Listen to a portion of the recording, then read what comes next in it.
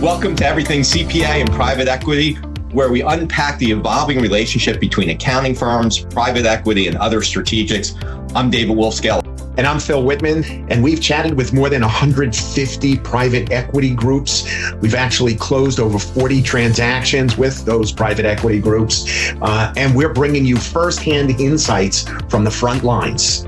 And whether you're exploring your first deal, putting your toe in the water, refining your strategy, we're here to guide you with real stories, expert advice, actionable takeaways. Let's dive in. Welcome, everybody, to another episode of Everything CPA and PE, where we're here to educate leadership teams on what's going on. We're here in beautiful Las Vegas during the NBA Finals, so we might just talk Knicks the whole day because we're both from New York, and Absolutely. I've been waiting 23 years or so. But we're both very excited. Today we have Calvin Harris. He's the CEO of the New York State Society, so somebody who has his pulse on this industry, who thinks about it all day, every day, although maybe the Knicks a little bit. Well, Knicks a little bit, but thinks about it all day and has tremendous access. So first of all, thank you so much for spending some time with us. No, thanks for having me. I'm really glad to be here. Looking forward to the conversation. Thank you. And so as president of New York State, why don't we talk a little bit first about, you talk to firms all the time. Yeah. If you had one thing of advice, one thing that you want to share, what is that for leaders of firms? Yeah, I think one thing is tough, to be honest. But if I had to nail down one, it would be future focused. You need to think about the future now in terms of things, because there are so many things happening at the same time that we have never seen in the profession. We've just literally never seen this many things happening like this. Obviously we're going to talk about PE. That's ground shaking, earth moving, all of the above. AI, same sort of thing.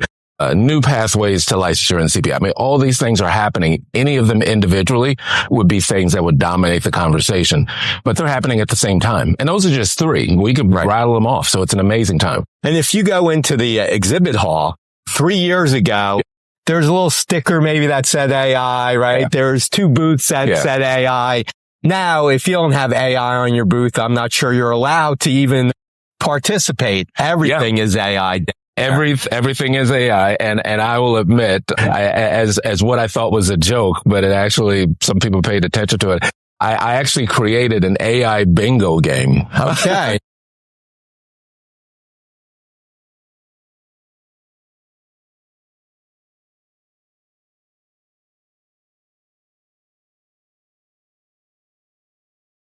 And one of the things that we see is, and I think firms that invest in themselves, right?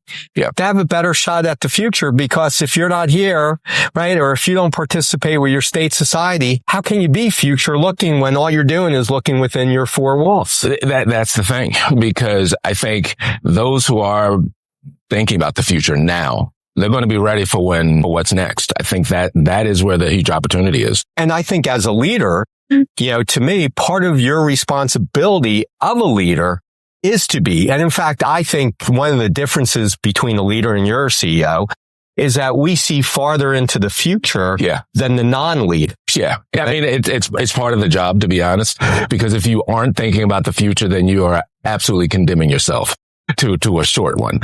So you can't afford to not do it. And at a time like this, I'll say it this way, at a time like now, so many things come down to your perspective. All the things we list off and all the things that are going on, one could easily look at that and say, oh, it's a terrible time. I don't know what to do about this. I'm afraid to consider PE. I'm afraid to invest in technology. I'm worried about all these things. But what they really are opportunities, same exact things. And it's really going to be about your perspective. And I realize it might sound wildly positive, because there are challenges ahead. It's wildly positive, but the opportunities to scale, they've never been greater. And you have so many ways. I mean, heck, we went a few minutes and the word offshoring or outsourcing hasn't even come up, and that's also ground moving. So it's a great time, in my opinion. Well, and we see, you just mentioned offshoring, so we do a lot. Right. We see that firms couldn't find talent locally, and all of a sudden they're as big as the biggest players in India, Philippines, South Africa, South America, wherever they happen to be. Right. And that is a game changer where I can scale. We worked with this one client. He said, I'm getting rid of clients. Yeah. And we said, let us help you. Right. A year later, he had 35 people offshore and he was growing it like a weed because all of a sudden he built that capacity. Absolutely. And many of those firms are literally here at Engage, providing that opportunity for people. And there's just so many different ways to consider that weren't options before. Technology helps, and it's still a lot of opportunity for people. And I want to go back to the mindset because I'm a big believer in happiness, and mindset drives everything. Yeah. If you're looking at today as you're afraid,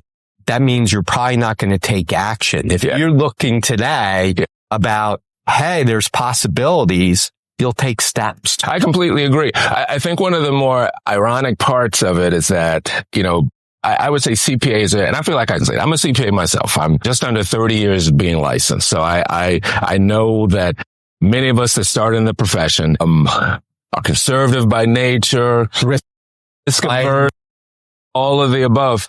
And admittedly, that mindset does not lend itself to a time like now. So many CPAs, so many finance leaders, so many business professionals need to really consider risk from a more practical perspective, not thinking about what could go wrong, but thinking about what the opportunity is, what could go right. There are ways to be optimistic and still make sure that you've got your risk controlled. So, right. And then, from a mindset point of view, also, if you're afraid, are you going to be able to get your staff excited about things? And, being afraid is not a fun place to be. It's not. And I got to tell you, I had the opportunity this past year to do as an adjunct professor in New York. Small cohort, 15 students in my accounting class. And to a person, it's obvious how committed they were to the profession, but equally committed to it. What they were thinking about was, are they going to be able to find an organization that fits their values, to where they feel like it's a place where they belong, where they feel some sense of purpose. That doesn't mean it has to be, not-for-profit NGO like I spent so much of my career. You can have a sense of purpose at a firm, but it's going to come from the top. So organizations really have to think about their culture because it does matter. It absolutely matters to those who are entering the profession now. And it probably should have mattered some time ago, quite honestly. And we see sometimes people will tell us, we don't want to do a deal because we want to preserve our culture and not be disrespectful. Sometimes the culture is sleepy and effective. That's true. I should probably just say the right culture because every organization has a culture, but it's got to be a culture that helps move things forward. So, you work with you're the leader of one of the largest societies. So, and this time of so many things happening. Right? If it was only AI, that's one thing. If it was only P, if it was only, how does this share a little bit and advocate a little bit for joining your state society, but also state societies as a general thing? What value and impact are you bringing to this firm? Well, thank you very much for that question. I love how you said the word advocate because that's arguably the biggest part we provide is that the CPA license is a state by state license. I'm licensed in 2 states, including the one where I serve, because that's the way the profession is set up. So each state helps represent the interests of the accounting profession. So whether it's laws, we've had great success in creating laws and being able to listen because for so many cases, when firms need to move things forward, and I don't mean just maybe a taxation issue or an access issue, your state society is often your best resource. Even if you've made calls, we have the ability to pull levers that you simply can't. So that's one of the best values. Now, I'd be remiss if I didn't mention just business opportunities. When you've got, at least for us, we've got 13 chapters around the state of New York, just under 50 committees that are practicing in different areas. Whatever your area is, we have a community and a committee that focuses on it, which means you have the opportunity to engage with thought leaders that are in your area and also trade work. It is very common for people to go to one of our events or one of our meetings or just sit in one of your committees and you just meet someone naturally and that's a business partner. It's not unusual for a transaction to have begun at the state society. So it's a gathering place. It's not just, we're at a lovely location here in Las Vegas, but the reality is most of the people here are doing CPE training. Sure, we're squeezing in some time at the Cabana, but we're also, talking to other professionals and meeting new colleagues. That's where the real power is for organizations like us. I always say when you put good people together, magic happens. You don't know exactly how or where, but somehow it opens. Yes. And, we're part of the BDO network. And I know for BDO, they get a lot of work from their network. They absolutely do. They absolutely do. And that's it's certainly not unusual for even people to become part of the BDO network or any sort of partnership from getting together at events like this. Right. And so, you talked about this is a time of lots of change. You have the 13 chapters. Yeah. Are those chapters also in alignment with focusing on helping firms, move through these changes? Absolutely. And what we end up seeing in many cases, particularly people are so used to doing things virtually. I love doing things virtually, but there's some times where it's really best to be local. And we definitely see within our chapters and our chapter structure that you have individuals, we'll use Long Island, for example, Nassau and Suffolk counties in there where they'll get together with their own colleagues and the lawyers and the bankers and the financiers in that area. And they all collaborate together. It's a natural thing that happens. In the city, we did a partnering event with the Manhattan Chamber of Commerce where we brought together their people with CPAs and they all got a chance to connect. So those things just naturally happen. Now, obviously I'm biased. I'm in New York, but the state societies all around the country do similar sort of work. Right. Yeah. Absolutely. And so, when we look at also the state, a $5 million firm. Yeah. Right. I think you agree with this statement, so it's maybe a rhetorical question. Yeah. But investing time staying inside your firm and not going outside, whether it's to the state society, whether it's to here, you're making a mistake. It's dangerous. I always say, I might be biased, but it doesn't mean I'm wrong. You have a great opportunity to connect in different ways. I mean, and even if we want to think not just even the opportunities, but even the sunsetting of your career, we've seen so many cases where people, when they're looking to sell their practice or move their practice on, or adjust their timing. It's through those connections that they made that allowed them to do it. So it's not just the opportunities, although I'm a big fan of the opportunities. Even if you're thinking, hey, maybe it's a different time in my life, those opportunities are all together. Just different opportunities. Just different opportunities. Yeah. So we're here at AI CPA. Anything that really excites you that you heard about or that you saw on the floor of the pavilion? Yeah, well, tons of things, admittedly. We talked about AI, so I'm admittedly a big fan of technology. Candidly, I think it's because, people of my age, a generation, we have I began my career at Arthur Andersen doing work on green ledger paper. I left just over 3 years later, ended up going ultimately to a client that I had. But by the time I left, you were doing most of the work in Excel. So and that's just a 3.5 year period of transition.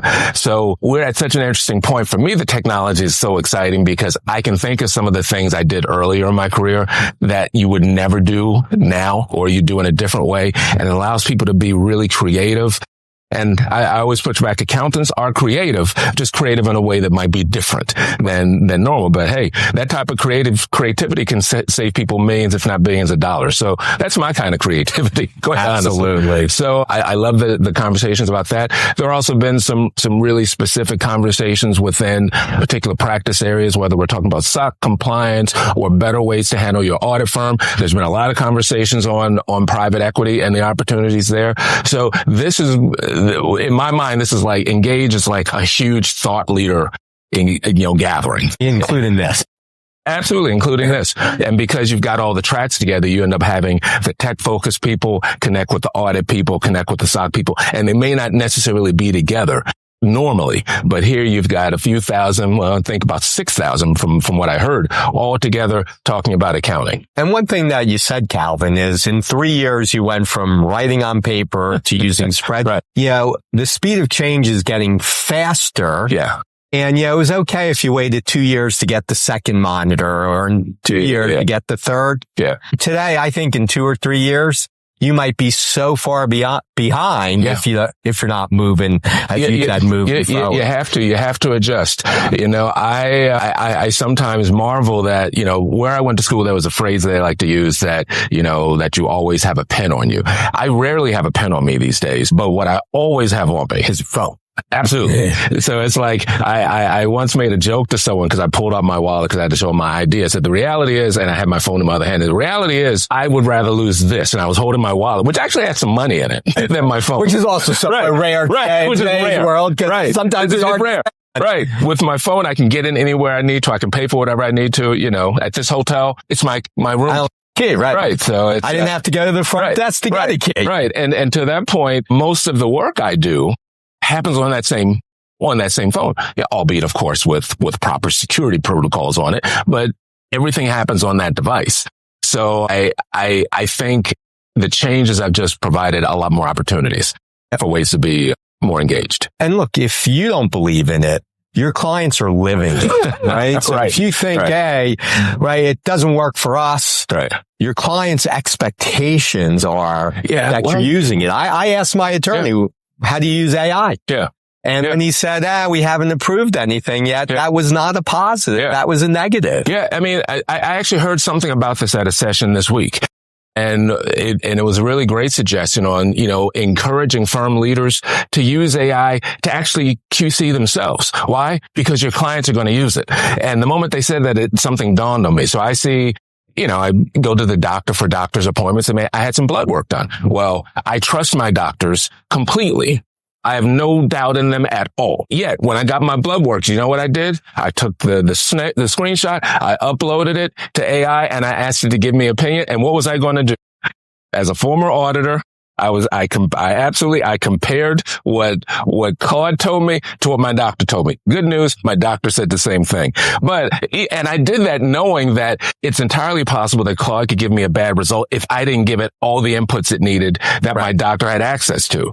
So, and that was an example where I completely trusted my doctor. So I can guarantee your clients are checking your work. If you're doing an automated solution, the data you're using to work it through your software, your client also can do it to QC you. So you don't have to take on AI, but your clients sure are. So that's a huge, huge risk to not be engaged. No pun intended. You're putting your firm at risk. Yes, and I do the same thing, right? Because it takes you a week between the results and talking to the doctor. Well, I don't want to wait a week, right? I'm a little impatient. Look, in New York, I'm used to everything happening pretty quickly. I was like, why don't I know right now? So there you go. Right. But if you're doing it with test results, like you said, the CPA clients are also looking into it and maybe doing it before they even talk to you. That's right. So Calvin, this was awesome. Before we wrap up, any additional points, thoughts that you'd like to share with our audience? Yeah. Well, first I want to thank you and Whitman Advisors for providing this kind of forum. I won't deny, I love talking about accounting. I'm that person, but I also love about where the profession is. So I, first want to thank you all for providing this kind of forum. But also, I think it's so critical for the people that listen and watch to make sure they're thinking about the future. Engage is just one conference, and 6,000 is a lot of people. Yet that pales in comparison to all of the CPAs and all of the accountants out there. I think there's 44,000 firms in the AIC. Absolutely. And I mean, heck, in New York State alone, there are about 64,000 licensed CPAs. And that's one state. Granted, we're one of the biggest, but that still pales in comparison. So there are huge opportunities out there. I implore everyone to just keep thinking about the future, pushing on the future, and making sure that your voice is heard, because the accounting profession is changing, I think, for the best, but it's so critical that we be in charge of the story that we're telling. And I'm going to add one thing, right? Not only think about the future, take the action to create the future that is best for you. Well said. Absolutely. Right? Because it's not only thinking, it's doing, and take small steps to get started. That's okay. Yeah. I got to admit, I'm going to take that line. When you hear it next time, it'll be, I took it right from you. I love that. I agree. And Calvin, before we wrap up, let's both say, let's go Knicks. Go Knicks. So I'm thinking about the future. Game 4 is this afternoon. Yeah. So hopefully we'll both be happy tomorrow. Yeah. Absolutely. Look, I'm supporting the team regardless. I got a good feeling. I got a good feeling. So fingers crossed. So for our audience, always so appreciative of you spending some time with us. Like, subscribe, send us some questions. We're here to help support you on your journey. Calvin, this was awesome, and so appreciative of your insights. And go crush your day, everybody. Thank you for tuning into Everything CPA and Private Equity. Every episode brings fresh insight. However, there's always more to talk about. Don't miss an episode. Subscribe wherever you watch podcasts. Have a question or topic you'd like us to cover? We'd love for you to reach out to us. Together, we will help you navigate this dynamic landscape so that we can help you achieve your goals. Until next time, keep making moves that matter. Thanks for listening, and we'll see you on the next episode.